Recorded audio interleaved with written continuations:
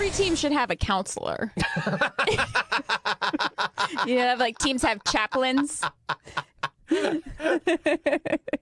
Every Little League game needs like an umpire and a therapist. And if there's like a dad getting out of hand, that therapist like, hey, like there needs to be like a little office they can go work that out. A calm down corner. A calm down corner. Yeah. You just go like, hey man, I'm sorry your dad was like that. I'm sorry your dad missed so many games. And you didn't make the pros. Yeah. I'm sorry about your knee injury. Your kid is just really excited about the free Slurpee afterwards.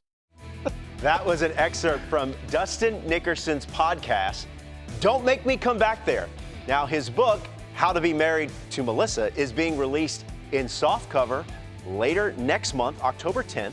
And he's currently on tour with Taylor Tomlinson, and he's in town having just performed at Radio City Music Hall in New York City. And joining us in studio is comedian Dustin Nickerson, who is a huge baseball fan, a huge Mariners fan. And we saw the clip, the excerpt there from the podcast, and that is so right, because I still have the scars from my Little League experience and the car ride home if you struck out or lost the game. There's nothing like seeing some dad who like hates his job, hates his life, hasn't taken care of himself, yelling at his kid that he needs to have more self-control.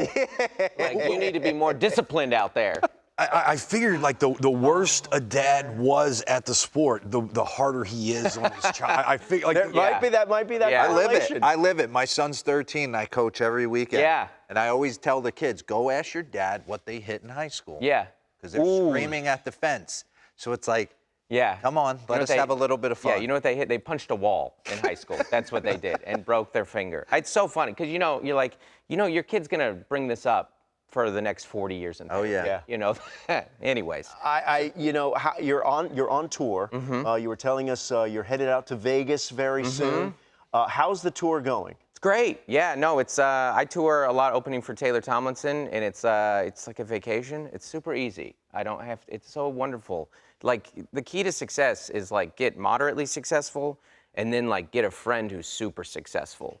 That is a good point. You know how you don't want to own a boat or a pool, you just want a friend with a boat or a pool?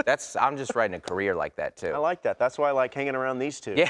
They're significantly wealthier than I am. Yeah. I see the jacket. Yes. Huge Mariner fan. Yeah, I would have loved to be on last week. I would have loved You're to on talk a week about too late. The Seattle Mariners, who were won like 12 in a row or whatever. Yeah. Instead, I believe we're three out of our last 11. Now, are you from the Pacific Northwest? I am, yes. Okay, so yeah. tell us about your Mariners fandom. They've had some great years. They also had some lean years, but they're on a run right now. I mean, not right now. Right. Not right. Right. But yes, yeah. No, this is what it's like being a Mariners fan, is like you just suffer and you suffer and you suffer, and then you get a little hope so that the suffering hurts more. That's what it is. It's just these little glimpses of, like, oh, well, maybe they'll get But good. you have to feel good about where they're at right now, big picture-wise. I mean, Sure, yeah, absolutely. But I know they'll hurt me again. J-Rod being your favorite player, you've got to love J-Rod's a King Griffey Jr. Yeah, exactly. When you have figures like that, you pick your favorite, but that's everybody's favorite. Like in the 90s, it was like, okay, well, we all love Griffey, but I like Jay Buhner. You got to have like your second guy, which is Crawford right now. JP is a fan favorite. What was it about Jay Buhner that you enjoyed so much? Who didn't love JB? I mean, you love... Dude. Yeah.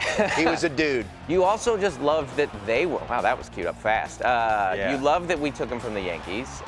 You love that him and Griffey got along so well. I love that in Griffey's retirement speech. Wasn't that sweet? Oh, that they made no sense. Yeah. They were they used to do these things outside where people would like shave their heads to get into a game for free. Yeah. I mean, listen, it was a little bleak in the 90s. They needed people to go to the Kingdom. Were you dove in for the 18-inning marathon game last postseason? Because I felt like, all these new teams that get a chance to go to the postseason when they haven't been there in a while, it's a chance for people to see their fandom out there. And I thought the Seattle Mariners fans Great fans. Great fans. fans. droves. Yeah. Great fans. Oh, yeah. I remember I was in Detroit. I was performing at Mark Ridley's Comedy Club, and I had to go. I was like watching the game. I was like the 9th, 10th. I was closing. I was headlining. I was like, I got to go on. And I was like, well, I'm going to miss the end of this game. But I was being a real unprofessional. I was getting notifications in the middle of my set.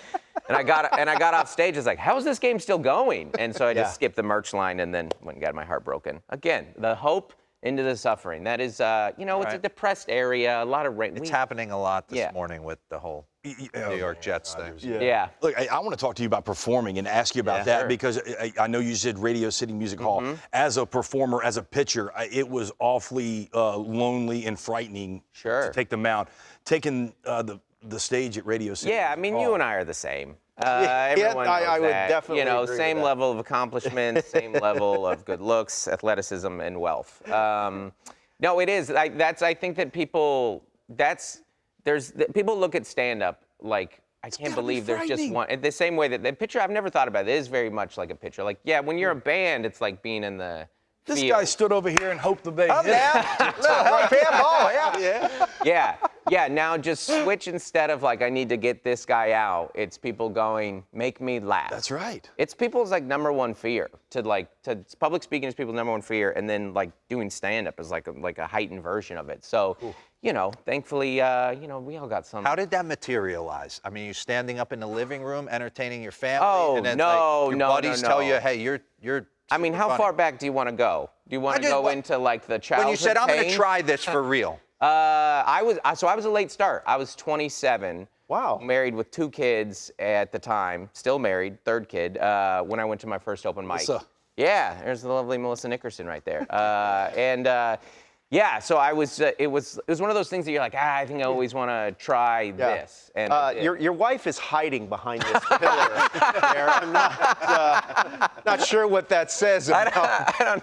I don't know if she knew she was hiding. That was an unfortunate. But you know what? There. In all seriousness, you mentioned your late start and being already having a family. I mean, the support that she must have given you to, hey, try this profession that not a lot of people can succeed at. That's remarkable. Yeah, that's the very positive way to look at it. The other way to look at it is like, just get out of the house. Just please leave. Yeah. Well, it had to be something special. You wrote a book about it. We did, About yeah. her. Yeah, during the pandemic, we were pretty bored. We were performing in the back of like pickup trucks and in parking lots, and someone came and was like, you want to write a book? I was like, well, now's the time. What can you write about? Literally, I only know the one thing, which is how to be married to Melissa. So coming to paperback, or soft cover is how you said it. Yeah, it said soft cover in the prompter, and I was like, Yeah, is that it made me feel weird when you said it. I didn't like the way that soft cover landed. No, it did not. It did not hit the ear right. Is kind of what I'm saying. But the big dumper, Cal Raleigh, hit another home run last night. Is that the best nickname in the game right now?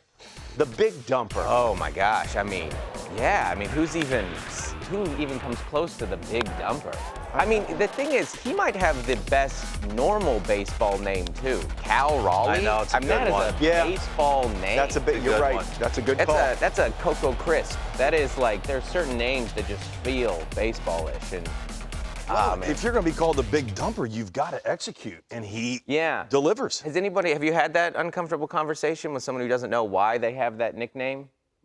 I was told his family doesn't really enjoy it. Oh, I thought it was his mom that gave it to him. I could be wrong on that. Okay. Yeah. Does not like it. All right. I mean, you wouldn't want your mom to like that nickname.